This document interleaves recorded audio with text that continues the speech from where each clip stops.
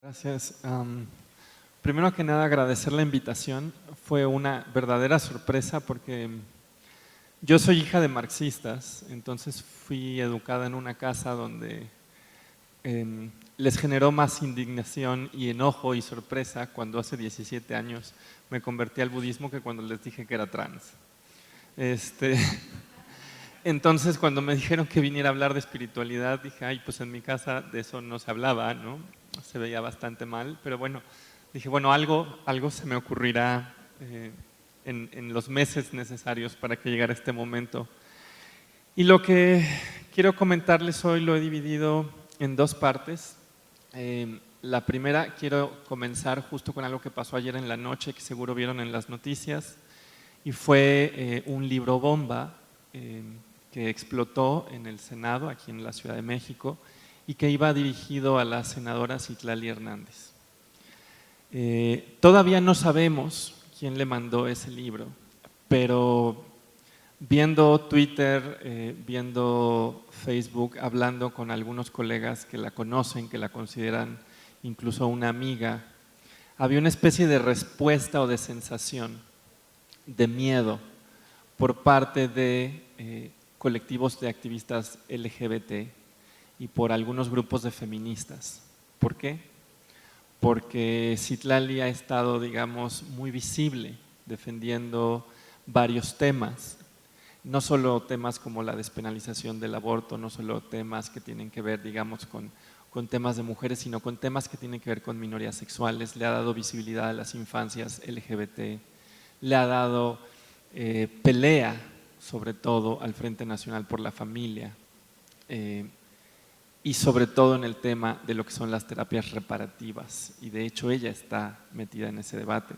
Y quiero empezar justo mencionando eso porque creo que lo que vimos fue cómo se activaron una serie de miedos que tienen que ver con lo que versa, con el tema del que versa este congreso, y es precisamente la difícil relación que tenemos hoy entre el tema de la religiosidad y temas que tienen que ver con feminismos y con diversidades sexuales. Lo saben todas, todos aquí, pero no está mal decirlo. Se habla hoy de una reevangelización de América Latina, en parte por lo que se dice que son los fracasos de los estados latinoamericanos para luchar contra la violencia, contra la pobreza, contra incluso cuestiones que tienen que ver con violencia de género, que asaltan a comunidades rurales, a comunidades indígenas, a comunidades negras. Y se habla de esta reevangelización precisamente porque parecería que ha logrado hacer algo que el Estado no, y es quizás rearticular comunidades y quizás en algunos lados incluso abatir niveles de violencia. Y sin embargo, esta reevangelización es leída desde otro lado también con cierto miedo, sobre todo aquella que tiene que ver con el avance de cierto tipo de discurso, que es un discurso reaccionario, que es un discurso que acusa de ideología de género a los activismos feministas y a los activismos LGBT, que se atreve a cuestionar, por ejemplo, las identidades LGBT al considerarlas posmodernas, al considerarlas urbanas, al considerarlas casi neoliberales, al considerarlas de alguna manera una serie de identidades que son una impostura. Y al hacer un llamado, digamos, a rescatar las viejas formas de la familia, del matrimonio nuclear. Y la ideología de género ha sido algo como discurso que nos ha sorprendido, porque por un lado se ha insertado también en un discurso liberal de derechos, hablando de derechos humanos y no como veíamos antes, desde un discurso patentemente religioso. En ese sentido, exhibe una cosa muy curiosa, y es que así como una filósofa como Leticia Sarsay nos dice que hay hoy por hoy una serie de ciudadanías sexuales y que el discurso de los derechos humanos ha atravesado a las sexualidades y que pensamos nuestras sexualidades a través de lógicas liberales y de derechos, también le ha pasado eso al discurso que viene de estos grupos, que se piensa a sí mismo también a través de una lógica también liberal y también de derechos. Y menciono eso porque de alguna manera quizá nos estamos acercando a un nuevo episodio de algo que ya nos ha pasado muchas veces en la historia de la humanidad, pero es una especie de conflicto entre proyectos seculares, liberales, laicos y proyectos que de una u otra manera quieren avanzar una religiosidad. Y parecería que nos están atrapando en dilemas complicados, donde nos exigen una u otra renuncia. Y quiero mencionar a la filósofa Jasbir Puar, que ella, por ejemplo, habla de cómo en Estados Unidos a las poblaciones LGBT se les exige la construcción identitaria secular de su identidad como mujeres lesbianas, mujeres trans, hombres gays, personas bisexuales, de tal manera que las personas que tienen una religiosidad o una etnicidad de alguna manera vinculada también a prácticas religiosas tienen que abdicar de esto para ser genuinamente sujetos LGBT. O sea, donde parece que en efecto hay un disyunto entre una identidad LGBT secularizada, porque no cabe ser LGBT de otra manera, o el reconocer nuestras herencias religiosas o étnicas. Y esto no solo nos pasa, digamos, con las religiones como el judaísmo, el cristianismo, el islam. Ahí hay un cierto temor, y aquí muy brevemente quiero, por ejemplo, aludir a este libro de Francesca Gargalo de los feminismos desde Abya Yala, que cuando se lee ese libro te da un optimismo brutal de que no todos los pueblos de este mundo a través de la historia han sido patriarcales, ¿no? Y la metáfora, por ejemplo, que ella usa una y otra vez, es como los pueblos de Abya Yala, como ella escoge nombrarlos, pensaban una complementariedad entre el hombre y la mujer, como un hombro y otro hombro, el hombro izquierdo y el hombro derecho, que juntos constituyen la espalda. Dice ella, ahí no hay subordinación, hay una complementariedad que genera un todo. Y eso está muy bien, a menos que una persona sea no binaria, y entonces ¿qué es? ¿Dónde va? O una persona tenga una identidad trans, o una persona no quepa en esa cosmovisión. En ese sentido es que el conflicto que estoy tratando de describir es un conflicto que excede al cristianismo o al islam, y es un conflicto donde pareciera que las identidades LGBT o algunas incluso construcciones de género feministas de lo que es ser una mujer, que es plenamente un sujeto político, parecen necesariamente tener que articularse desde un secularismo, desde un liberalismo donde no se acomoda,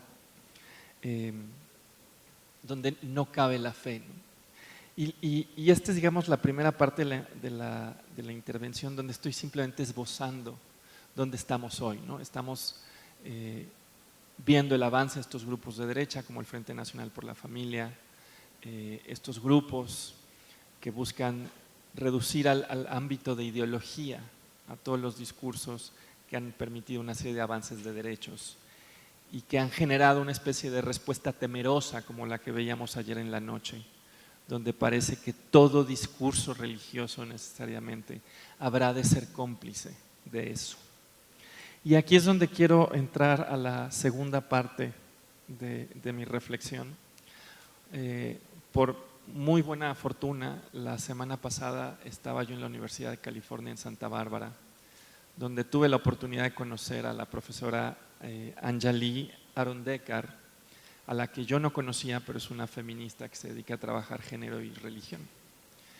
Y justo le estaba yo contando un poco de lo que ha pasado en México en los últimos años, lo que ha pasado en las últimas semanas, del escándalo que hubo con respecto a Bellas Artes, al Palacio de Bellas Artes, si eso había sido una violación a la laicidad y si eso debía preocuparnos en términos de lo que podía significar de alguna manera en términos de la restauración de un discurso religioso hegemónico, no solo para las diversidades sexuales, para los feminismos, sino para las personas que no profesamos esa religión hegemonizada, ¿no?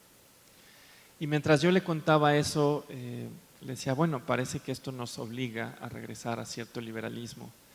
Y ella me compartió una reflexión, digo, no sé si alguien aquí la ubica, pero ella fue muy amiga de Sada Mahmoud. Y justo lo que me decía es que a veces no tenemos esta capacidad de imaginar otras formas de convivencia que no sean las que están mediadas por el Estado. Y en ese sentido me pareció que esa reflexión que ella me ayudaba a construir era relevante para esta mesa que habla de teología, etnicidad y género, porque en efecto ella me recordaba que uno de los efectos que tiene el secularismo, la laicidad, es que tiene digamos, una ortopedia, una capacidad disciplinaria sobre las prácticas religiosas. Así como el Estado ha tenido, digamos, una dinámica disciplinaria sobre las sexualidades, también las ha tenido sobre las religiosidades, ¿no? Así como nos ha llevado, por ejemplo, a ciudadanías sexuales, también ha llevado a la transformación de cierto tipo de discursos religiosos. Y ella decía, bueno, que no se nos olvide, por ejemplo, que hay una transformación exigida tanto en la hermenéutica de los propios textos, que deben de alguna manera ser reducidas a fabulaciones, a unas hermenéuticas emplazadas en un contexto histórico, donde su autoridad de alguna forma tiene que ser también emplazada en un contexto histórico, tiene que ser condicionada, su alcance tiene que ser restringido, quizás incluso al ámbito de la creencia y de lo privado, a pesar de que no todas las religiones se construyen así, no todas las prácticas religiosas se construyen en el ámbito de la creencia, de lo privado. Y también transforma, por ejemplo, hay un disciplinamiento del propio rito, del propio acto religioso, que de alguna manera es o cancelado o transformado al ámbito privado, o trasladado al ámbito privado, o es despojado de su simbolismo y la religión se reduce a una creencia que se tiene en el ámbito privado, ¿no? Y entonces ella decía, parece que hay algo muy costoso en esto, porque parece que el modelo de convivencia que estamos imaginando hoy es un modelo de convivencia disciplinario, tanto para las sexualidades como para las religiosidades. Por supuesto, tanto ella como su amiga Sada Mahmoud no trabajan en un contexto de América Latina, no trabajan en este contexto, pero ella sí señalaba, y es una pregunta que me planteó, que quizás tendríamos que imaginar otras formas de convivencia. Y aquí es, sin que yo sepa absolutamente nada de teología queer o de teología feminista, donde yo me quedaba preguntándome, no tanto para abdicar del Estado laico, sino para pensar si puede ser complementado o enriquecido por lo que nos dicen las teologías. Quizás puedan imaginar una manera de convivencia que no requiera precisamente un disciplinamiento sobre las sexualidades, sobre los cuerpos, sobre los credos, donde todo queda codificado en términos de los derechos de unos individuos, cuya plena autonomía solo se ejerce en el ámbito privado, ¿no?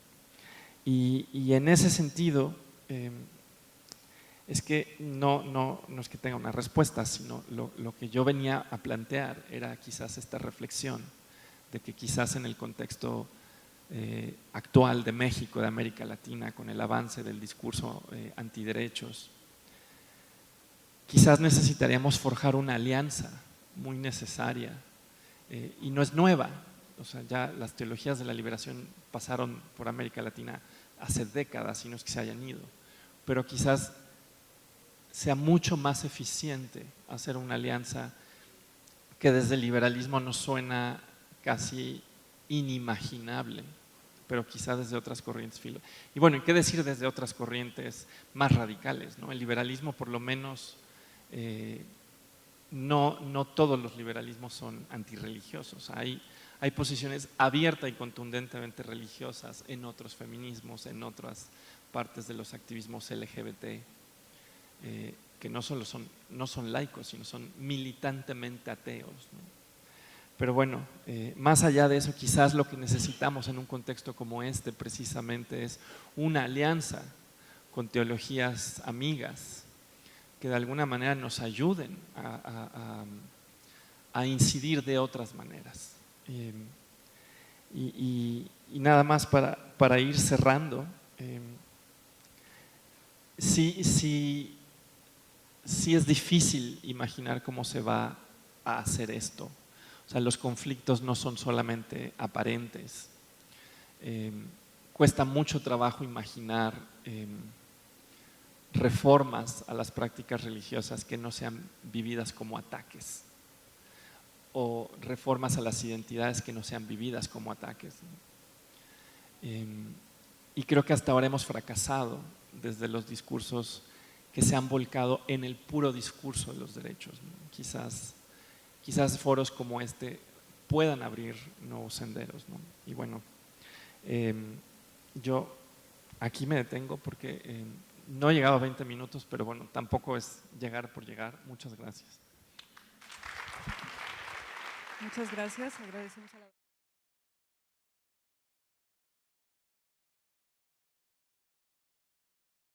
Apart from being a theologian, I'm also female, queer to some degree.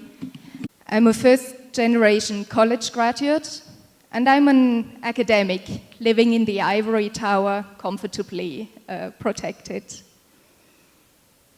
I've been invited to speak here as a theologian, but in this context, it's my first time in Mexico, in Latin America in general. I feel like I have to listen a lot. I have to learn from you. I don't know how much I can actually contribute. So, listening to your contributions, I noticed how much I do not know. And I very much appreciate hearing from you, your experiences, your reflections, your ways of thinking. I want to focus on just 3 points of the many that I could raise. And one is the issue of visuality, visibility and invisibility that Cleusa talked about. One is the issue of knowledge, different ways of knowing that Oscar and Maria touched on. And one is, well, the question of theology that you raised, friendly or unfriendly theologies, if I understood correctly. Regarding visuality or visibility, invisibility, being from a different context, even moving from Germany to the US and now in Mexico, I realize how I see in a very cultured way. Cleusa knows that I did not see her as black, because from the context where I come from, blackness in Germany is not our primary marker of otherness. We do have otherness and racism, but it functions in different ways than in the US or in this context here in Brazil. So I was reminded of how much my ways of seeing are shaped by the culture, the context I live in. And at first I could think, oh well, I'm colorblind. I don't care about color of kin. I'm so enlightened, right? But I realized that, of course, by not seeing your identity, I do not see you. I see you as white. And I maintain or contribute to the normalization of the white, masculine, Western, Christian, etc. status quo. So visibility and invisibility, what we learn to see, what we are taught not to see, and how what is visible to us is also valued for us. And the ethical consequences of that, the aesthetic consequences, the images you showed us, that was an issue that was just brought up for me by your contribution. And of course, being visible is not always good. It means that you are marked out as the other, you are marked out as potential victim to violence, discrimination. You are there, right there in the face of others.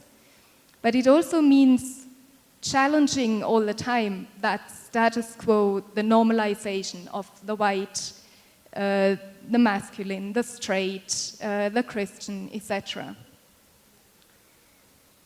So the ways we see the aesthetics, not just of arts, but of everyday life, the faces in the audiences, the ways we dress, the ways we conform in our bodies to certain expectations. Those were points that I was reminded of, or that were brought up by what you said. Regarding knowledge or epistemology, I found very interesting what you said about the ways in which knowledge comes from living, from life, from living with nature, and how you pass it on through your language, but also through music, through stories. So it's not so much the knowledge of libraries and academia and professors and all that, but it's the knowledge of experience together with spirituality, knowledge that comes from your heart. And it made me think of how, as academics, we are also part of, well, a colonial discourse. We impose certain ideas of what knowledge is and how a knowledgeable discourse has to function. You have to cite your sources and you have to be very schematic, and I want my students to do that as well, right? But it is only one way of knowing. And it would be important for us, and I'm grateful for you, to share other ways of knowing, and maybe there are ways we can bring them together, and we can work together and learn from each other and learn in different ways from each other. Putting that in more academic language, I've also been thinking, especially with regard to identity categories like gender, masculine, feminine, race, ethnicity, how much our ways of knowing or our epistemologies are epistemologies of order, of category, of clear distinctions. And how important it would be for us to maybe become more courageous and try out epistemologies or ways of knowing that embrace fluidity and instability, that are happy with not knowing everything, that are all right with just making an effort, trying hard, but also knowing that we do not know ultimately. A way of knowing that accepts disorder and is not always trying to fit everything into a neat category, into one neat thesis statement. And that is where theology has to learn as well. Theology, the way it's been taught and is still taught in many places, is a theology of order, of being, of stability, and that also reflects in theologies of gender. You are either one or the other. There's not really much space for the in-between or for fluid gender identities. There's not much space for mestizaje, for hybridity, but either you are A or not B actually, but non-A. So there's always one dominant term. Theology has been, of course, very much a part of ideological discourses that maintain white supremacy, Christian hegemony, patriarchy, heteronormativity. Theology has developed Christologies of suffering that tell people that it's okay if you suffer, you are emulating Christ, suffer some more, and in the afterlife you will be rewarded for it. Theologies of salvation that have postponed salvation to life after death and have not taken on the places where salvation is needed now in many, many ways. Theologies that have proposed origin stories about where races come from, the story of Ham, the curse of Ham, the story of Ishmael, you know, the Muslim origin stories of gender, and they all have contributed to maintain those nice little boxes in which we put people. But theology also, I think, I hope, has to offer other possibilities, and some of you have spoken from those places, the gaps, the fissures in between those more ideological dimensions of theology. Closer, one of them. I think theology can help think about new ways of being individually and collectively, and the two are not separated, obviously.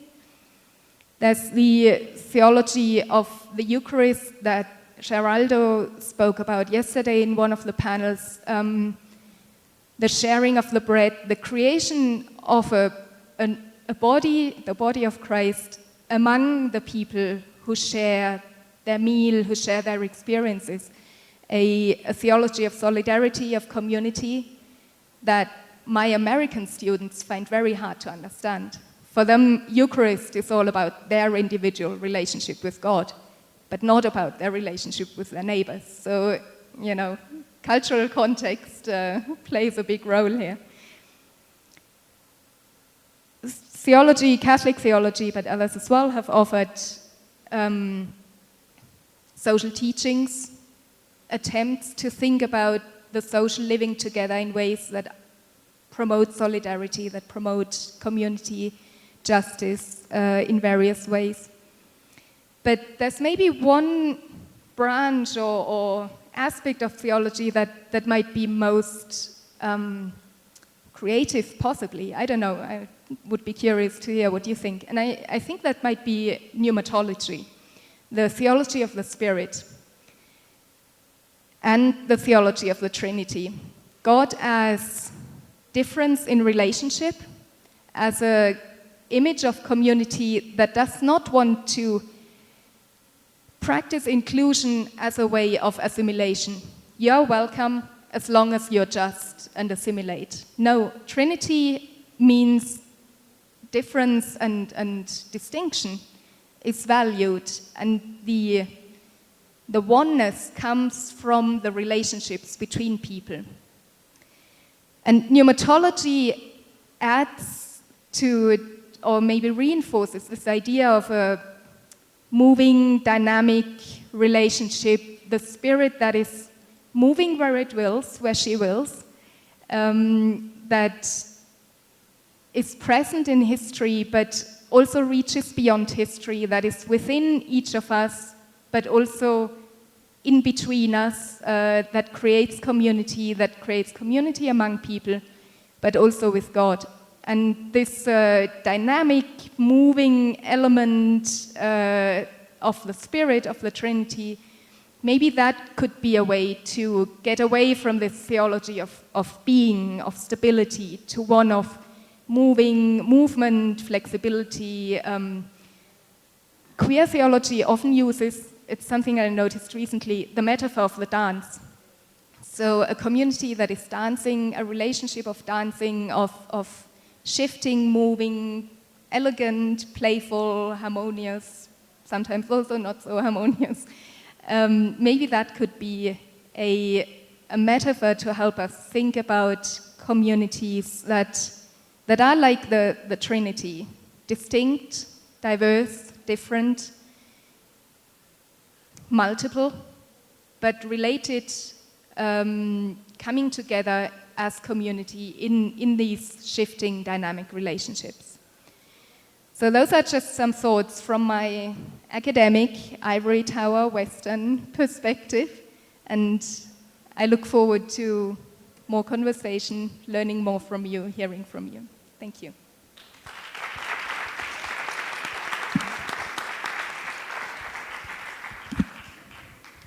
Gracias, Stephanie. Bueno, vamos a dar paso entonces. Me acaban de dar la buena noticia de que nos vamos a robar unos minutos del café para poder tener unas preguntas. lo cual es muy afortunado. Entonces, bueno, vamos a dar la oportunidad a 3 o 4 preguntas, que nos parece que es la parte más valiosa también y enriquecedora para no cortar esto aquí. ¿Cómo va? Ay, no quería ser la primera porque me da algo de pena, pero va. Bueno, en una de las mesas anteriores del primer día, justo nos preguntábamos cómo es que estas ultraderechas están ganando tanto, ¿no? Nos preguntábamos qué habíamos hecho o no desde las izquierdas para permitir que sucediera, ¿no? Y una de las cosas que salía era esta brecha, ¿no? Y en la que yo me quedé pensando mucho de qué tanto estamos teorizando y qué tampoco lo estamos bajando. Decía un ponente, ¿no? ¿Qué tantas personas allá afuera podrían entrar no universitarias pobres y entender lo que decimos, ¿no? Y yo lo pienso un poco, bueno, yo pertenezco a una iglesia neopentecostal desde los 15 y pues fue, o sea, no que estas violencias no me atravesaran, pero fue hasta la universidad en la que pude empezar a nombrarlas, ¿no? Y nombrarlas desde mi fe, porque no sabía que tenía derecho a dudar, ¿no? Lo que decíamos en alguna mesa de cuestionar o de, sí, nombrar lo sagrado y menos de cuestionarlo.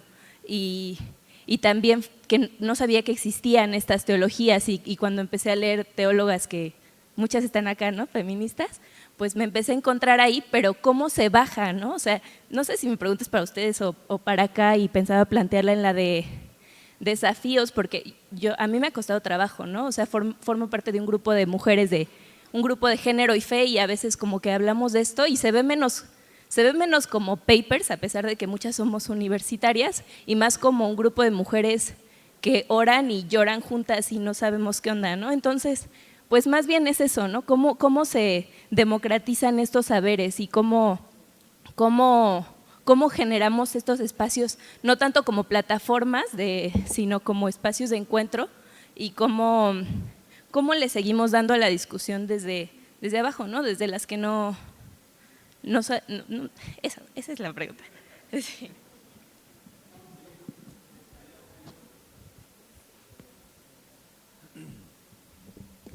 Bueno, mi pregunta es a la hermana María y el hermano Oscar. En su camino de estos nuevos conocimientos desde las tradiciones indígenas, ¿cuál papel tiene la religión en sus comunidades? Sabemos que una mayoría de los pueblos indígenas eran evangelizados, todavía la religión existe. ¿Hay diálogo? ¿El diálogo ayuda o no ayuda? ¿La religión o esta conversación impide esta nueva búsqueda del camino y de las sabidurías indígenas? ¿O cómo se maneja esta relación, conversación con las religiones? Gracias. Bueno, ahora sí, después de correr un poquito, bueno, agradecerles a todos los panelistas, en primer lugar. Creo que las cosas que más he disfrutado y que mejor me llevo de este congreso es que todos han tenido la valentía de partir de las experiencias personales. Y eso, desde ya, eso va marcando una diferencia en la manera en que conocemos y en la manera en que nos compartimos. Entonces, gracias por eso. Aprecio mucho el lenguaje poético y después tendré otra pregunta para la tarde, pero esa manera en la que nos cuestiona la forma como pensamos el tiempo, cómo nos relacionamos en el tiempo, etc. Bueno, mi pregunta, sobre todo para Cleusa, es a partir de estos intentos de plasmar la experiencia en formas, yo no lo separo, en formas ética-estéticas, ¿cuáles son las experiencias que surge de eso en aquellos que se encuentran en estos lugares y de las mismas personas que inspiran la plasmación de la obra? O sea, ¿cuál es la palabra que surge en estas mujeres y en estas comunidades, en las favelas y en los que visitan? Pues, gracias. En muchos de nuestros pueblos se ha convertido en cauces de armonía y diálogo de religiosidad o de espiritualidad, más allá de las religiones, pero en otros ha llevado graves conflictos, de violencias, no solo de conocimientos y no solo de prácticas y no solo de fe, sino de violencias que cercenan los modos en los que uno vive y se planta en la vida y que han privado de nuestro modo y nos han negado nuestro ser, o sea, nos han convertido en no ser, como decía la hermana, y entonces nos reconocemos en permanente resistencia, pero también en permanente diálogo y apertura, porque los pueblos originarios, los pueblos indígenas, también convivimos con estos otros modos, pero enfrentamos muchas violencias de parte de estos otros pensamientos. Lo cierto es que en la historia de nuestro México, muchos de nuestros pensamientos fueron cercenados y despojados, de nuestros pensamientos originarios y de nuestros dioses que viven junto con nosotros, no que están en un cielo o en un quién sabe dónde, sino que están junto a nosotros en el valle, en la montaña, en el arroyo, en la flor o en el maíz, que es nosotros y es Dios, o en el fuego o en el sol, que decía la hermana también que es nosotros y es Dios, o en la madre tierra, que también es junto con nosotros. Así que es difícil en este momento decir cómo es que hemos resistido, porque hay muchas experiencias de muchos pueblos en los que la convivencia con las religiones ha llevado a la destrucción del pensamiento propio, y hay otros en los que, escondido en esas religiones, hemos permitido que florezca nuestro pensamiento propio. Y hay veces que decimos estamos orándole al santo y no muy le estamos orando al santo, y que le estamos danzando al santo patrono y no muy le estamos danzando al santo patrono. Allá los voladores de Papantla tienen un horrible fierro que les regalaron los de Pemex, porque cómo es que los indios que no están civilizados iban a destruir los palos voladores y andarlos plantando ya muertos por ahí para volar. Entonces nos hicieron el favor de donarnos un tubo, que ya no es palo volador, sino es tubo volador, de 25 metros, donde se ponen una GoPro o algo así se llama, una cámara, para ver de todas las perspectivas cómo vuelan, y se comercializa la cultura. Y ahí junto los pueblos están escondiendo la espiritualidad y la vida, haciendo relación con la esquina del mundo que nace y florece de la tierra y con la esquina del mundo que regala lluvia, y dicen ellos que lo hacen para que el santo patrono que está ahí en Papantla tampoco se enoje. O sea, muy en diálogo, muy en no, pero también está conviviendo y resistiendo este modo en el que somos. Al mismo tiempo que le decimos a Pemex, me estás regañando porque rompo los palos para plantarlos y dar vida con mi ritual de la danza, y tú me estás depredando los arroyos y la vida completa. Lo seguimos diciendo para que no se les olvide. Gracias. Bien, pues hablaré de mi comunidad nuevamente. En mi comunidad hay una iglesia, solamente iglesia católica, a donde se celebran o se festejan todas las fiestas patronales. En esas fiestas toda la gente participa, toda la comunidad coopera, igual pues las danzas, la música. Algo que ha prevalecido mucho son las bebidas alcohólicas. ¿Sí? Entonces ya no sabemos si es por religiosidad o por la fiesta en sí. En los pueblos purépechas, desde hace tiempo, más de 36 años más o menos, nos hemos reivindicado en nuestra cultura para reconocernos como lo que somos. Y cada año celebramos el Curicahueri Cuinchicua, o sea, la fiesta del sol o el Año Nuevo Purépecha. En esa celebración participamos de diferentes comunidades y somos cargueros de nuestra comunidad. Carguero es que tenemos la responsabilidad de que en ese año cuando llegan los símbolos, uno de los símbolos más importantes es una piedra piramidal a donde se van grabando algo que identifica a la comunidad a donde llegó ese símbolo, y se mantiene el fuego encendido durante todo el año en esa comunidad que le corresponde. El fuego es la representación de Tatajuriata, de nuestro Padre Sol, que es el que nos da vida, y hace como 4 años nos desligamos de la religión de la misa, porque se realizaba una misa en cada celebración, pero nos dimos cuenta de que la gente iba a la iglesia y daba todas sus ofrendas a la iglesia. Entonces la iglesia se estaba apropiando de nuestra fiesta, y nosotros como pueblo purépecha hacemos un recorrido de donde están los símbolos y el fuego hacia a la comunidad que le corresponde, que son 4 regiones, ya sea en la sierra o en el lago. Entonces se lleva el fuego encendido y se llevan los sahumerios. Hay mujeres que el sahumerio es donde ponemos el copal y el carbón para mantener. Entonces con el humo se va limpiando todo el camino y vamos reconociendo nuestra identidad como pueblo purépecha. Eso para nosotros es algo muy importante, porque nos estamos reconociendo en nuestro pasado, en nuestra cultura, porque sabemos que existimos desde hace muchos años, y que a pesar de los años y a pesar de la situación que estamos viviendo en las comunidades, no dejamos de ser lo que somos, y somos purépechas, somos todos, somos mujeres, hombres, niños, niñas, y que pensamos que esto pues va a perdurar para toda la vida. ¿Sí? No mezclamos ninguna otra religión, simplemente la nuestra, que es nuestro pasado, que es nuestra sabiduría que nos dejaron nuestros abuelos y que la vamos reivindicando de esa manera.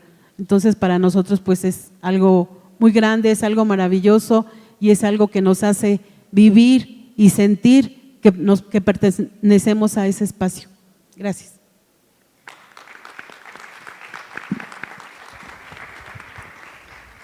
Bien, gracias por su pregunta y voy a intentar responder. Las consecuencias son muchas, pero yo creo que hay algunas muy importantes para nosotros negras y negros en el Brasil. Pensar desde nuestros lugares de exclusión y muerte, uma hermenêutica negra ou numa prática pastoral negra, uma teologia negra, que agora estou me dedicando. As consequências às mulheres negras do Brasil, as consequências às comunidades negras são grandes. Esta pergunta também implica uma opção política, porque en mi exposición yo hablé que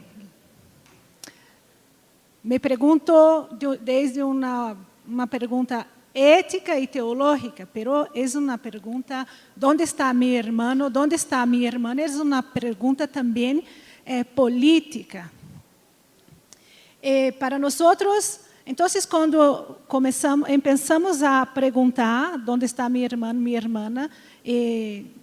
Nos movemos en la estructura rígida, patriarcal, eurocentrada.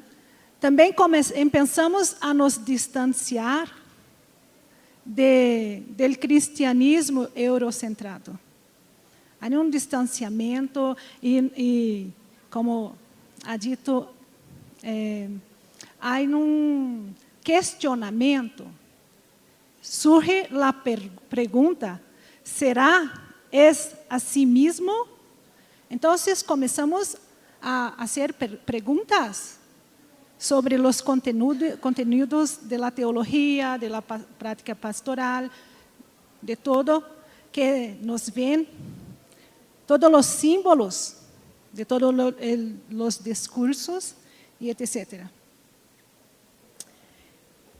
Entonces, este cristianismo eurocentrado que também, junto com a colonização, se rompeu, quebrou-se os vínculos sociais e afetivos entre nós, negras e negros no Brasil. Um exemplo é que negra cristã é racista. Uma negra cristã, um negro cristão é um racista no Brasil. É uma contradição. Então, estes negros, as igrejas pentecostais, creem que as religiões de los negros,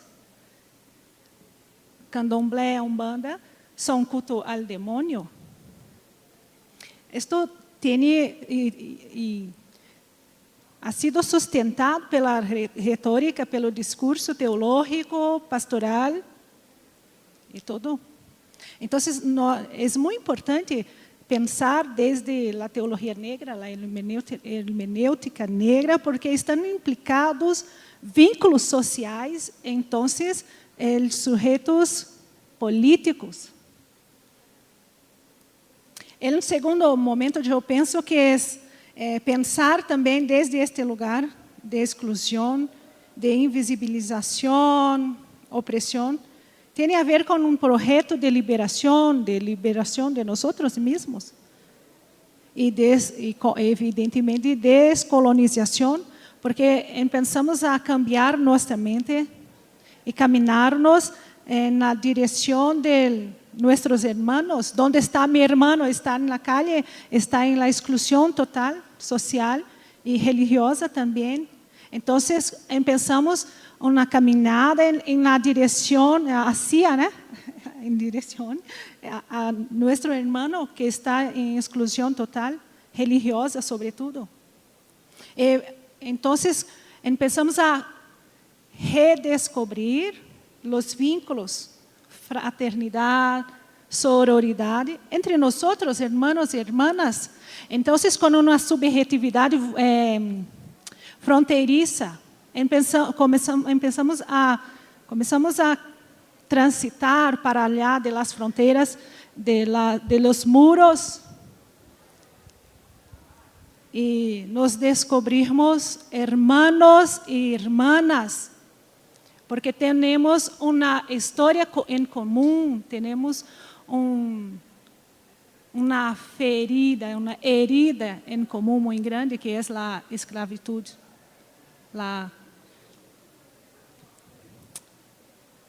Com isso, hecho isso, pensamos reconstruir uma comunidade de comunidades. Não há necessidade de que os outros irmãos de las religiões afros de matriz africana, candomblé, umbanda, quimbanda, se tornem cristianos para termos comunhão. Não. Estamos então enfrentando com isso enfrentamos a violenta narrativa que no Brasil é muito forte, que a fé cristã é incompatível com as espiritualidades de matriz africanas.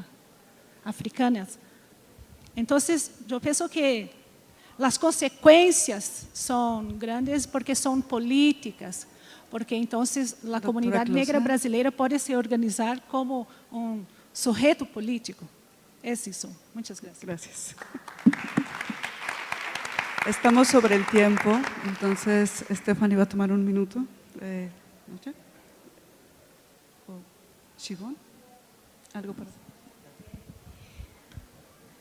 So the question of democratization of knowledge and, well, the kind of diverse polyphonic conversations we are having at the moment, I'll be just very brief and then we can continue afterwards. I think that's one of the problems we are always struggling with, because academia is built on credentials, standards of academicness, You have to have your PhD, you have to publish in peer-reviewed journals, you will not be promoted if you do not publish in those recognized journals. So it's not really, at least in my experience, a context where this form of democratization is encouraged. But then you also have the other side where there are those spaces like this conferences where it happens. It can happen in conversations over coffee. I think in my case, maybe it happens because I work a lot with film. So I have other conversation partners that bring other insights, even though they are not actual human beings. So there are those non-official ways in which these diverse or polyphonic or more democratic maybe conversations can happen. Tenemos que terminar, ya nos robamos mucho más del café. Bueno, muchas gracias a todos y con esto damos por terminada esta mesa. Entrego los reconocimientos. Y como agradecimiento.